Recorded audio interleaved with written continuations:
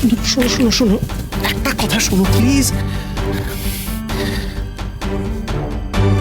ওই ভদ্রমহিলা যে সত্যি কথা বলছেন সেটা তো প্রমাণ হয়নি, তাই না? মিথ্যে কথা বলছে সেটাও তো প্রমাণ হয়নি।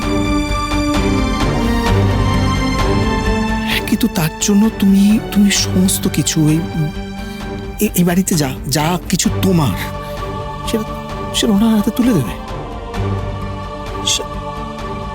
না, শাড়ি গয়না এগুলো মানে ইটস নাথিং, এগুলো কোনো ব্যাপারই নয়। আমি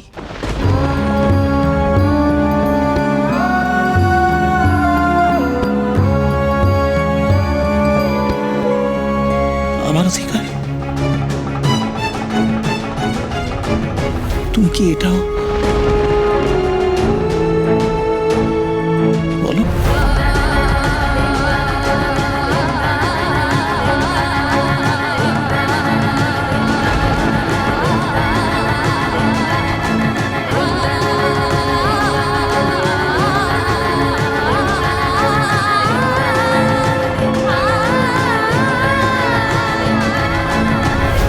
লোক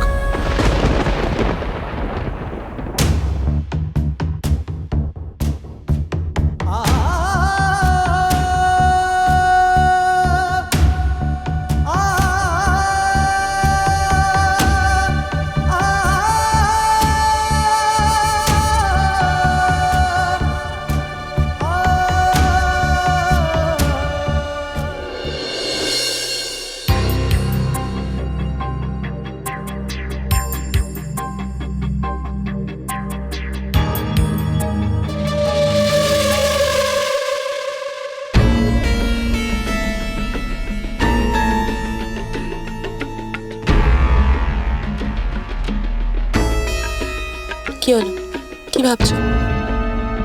না মানে এই যে পুরো ব্যাপারটা নিচে হলো, তুই কি বুঝছো? কি বুঝবো কি ব্যাপারে? আরে এই যে মহিলাটি কি যেন নামটাই ভুলে যাচ্ছি বারবার, কি না তনয়া। হ্যাঁ হ্যাঁ, এই যে উনি হট করে আমাদের বাড়িতে এলেন, তারপর যে কথাগুলো বলছে তা ভাইয়ের সম্পর্কে, সেগুলো কি সত্যি বলছে? মানে সেটা তো আমিও ভাবছি আদি। মানে দেখো, মহিলা যা বলছে কেনই বা বলবে, মিথ্যে কথা কেন বলবেন উনি? ওনারও তো একটা মান সম্মান আছে নাকি? তাও ঠিক। জানি না, মনে হচ্ছে যে আর নিশ্চয়ই কিছু করেছে। আর সত্যি কথা বলতে আমি না কিছু বুঝতে পারছি এক না। মিনিট দাঁড়াও, এক মিনিট। উনি যেই সময় বলছিলেন দাবাইয়ের সঙ্গে ওনার সম্পর্ক ছিল, সেই সময় তো দাবাই সুস্থ ছিল, মানে দাবাইয়ের স্মৃতিও ছিল ওই সময়। তাহলে কি মানে কিছু তো একটা আছে। আদি ছাড়ো না এখন এসব কথা। না না, তুমি আমার কথা শোনো। তুমি এখানে এসে বসো। আমার আর ভালো লাগছে না, তুমি বসো তো। সারাক্ষণ শুধু পালাই পালাই। তোমার কি বলি বলো তো? ফোন করলো মানে তুমি একদম না না, আমি দেব না, আমি ফোন না। কে ফোন করেছে সেটা তো দেখি। কি মেজদা ভাই কেন ফোন করছে?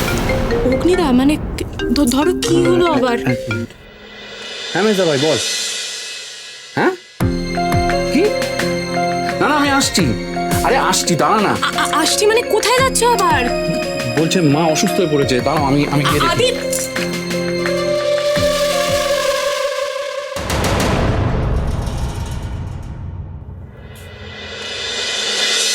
তনয়াদি।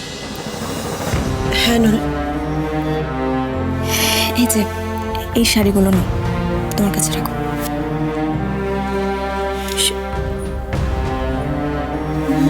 নোলক মাসি, আজকে কি বাবা আসবে না? কি হলো নোলক মাসি, চুপ করে দাঁড়িয়ে আছো কেন? বলো না আজকে বাবা আসবে না। বলি, তোমার বাবাকে আজকের জন্য ছেড়ে দাও। তনয়াদি, বলছিলাম যে তুমি খাবার দাবার খেয়ে ঘুমিয়ে পড়ো। আর আমরা ডাক্তারকে বলে দিয়েছি উনি কালকে তোমাকে দেখতে আসবেন। না না, দোহাই তোমার, তুমি ডাক্তারকে খবর দিও না। আমি আমি আর বাঁচতে চাই না। এরকম করে কেন বলছো বলো তো তনয়াদি তুমি? অলির যেরকম বাবাকে প্রয়োজন তেমন তো তোমাকেও প্রয়োজন, তাই না? আর অলির জন্য তোমাকে সুস্থ হতেই হবে। কি বলছো নোলক? আমি আর কিছু শুনতে চাই না তনয়াদি তোমার কাছ থেকে। দেখো তুমি অনেক খাটাখাটনির পর এখানে এসেছো, এখন বিশ্রাম নাও, খেয়ে দে, ঠিক আছে? আমি যাই উপরে ঘরে।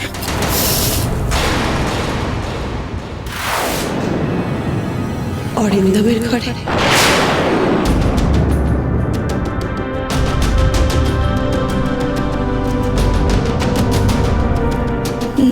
না না, উকিলবাবুর ঘরে আমি কেন যাব? ওপরে চিলে কোঠার ঘরও আছে, ওখানেই যাচ্ছি।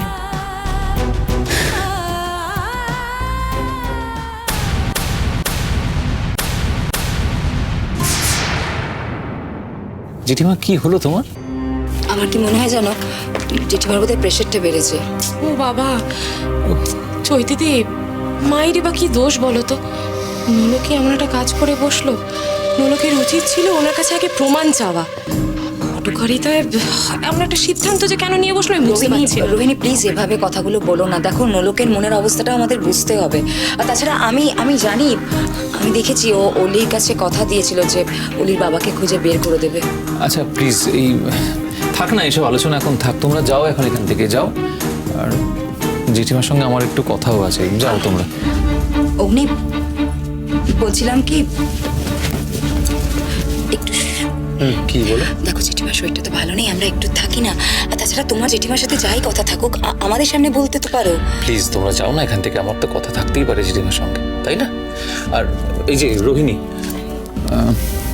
দেখো আজকে একটা বিশেষ দিন, তোমাদের এইভাবে নষ্ট করবে কেন? যাও ঘরে যাও, কিন্তু মা, আমি আছি, সামলে নেবো, যাও। আর শোনো, তুমি ঘরে নিয়ে বিবি এক্ষুনি কান্না জুড়বে। যাও না রে বাবা, আমি আছি বলছি, তার কথাও আছে আমার।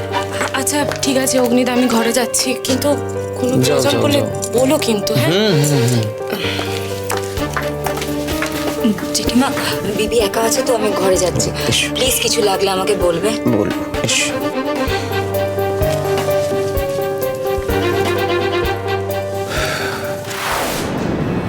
জেঠিমা, আমার মনে হচ্ছে তনয়া যা বলছে সবটাই ঠিক। সে কি? তুই কি অরিন্দমের কথা বিশ্বাস করছিস? বিশ্বাস করতে বাধ্য হচ্ছি, তার কারণ এই মহিলাকে আমি চিনতে পেরেছি। চিনতে পেরেছিস? তুই ওকে আগে দেখেছিস? তোমার মনে আছে বেনারসে অ্যাক্সিডেন্ট হওয়ার পর আর কলকাতায় আসার আগে ওইখানকার একটা হসপিটালে বর্দাভাই ভর্তি হয়েছিল? তারপর যখন আমরা বর্দাভাইকে কলকাতায় ফিরিয়ে আনার জন্য অ্যাম্বুলেন্স বুক করি, মনে আছে না? সেই অ্যাম্বুলেন্স বুক করতে আমি হসপিটালের বাইরে এসেছিলাম। তখন একটি মেয়ে আমার কাছে এসে কান্নাকাটি করছিল যে বর্দাভাইয়ের সঙ্গে দেখা করবে বলে। আমাকে বলেছিল যে আপনি ওর আত্মীয় হন, আমাকে দয়া করে একটাবার দেখা করতে দিন। তুমি অ্যালাউ করো। মনে পড়ছে জেঠিমা? তুমি বলেছিলে যে বেনারসে এবার ওর সঙ্গে দেখা করার কে থাকবে, তুমি ওকে অ্যালাউ করনি ভেতরে। তারপর তো ওই রিসেপশন থেকে ফোন নাম্বার জোগাড় করে কোথাও ফোন করেছিল, মনে পড়ছে জেঠিমা? সেই মেয়েটি হচ্ছে এই তনয়া। এবার জেঠিমার সব মনে পড়বে। তবে কি এই মেয়েটাই সেদিন আমাকে ফোন করেছিল? নামটা তো তনয়া, তাই তো বলেছিল মনে হচ্ছে। তাহলে তো অগ্নি ঠিকই কথা বলছে।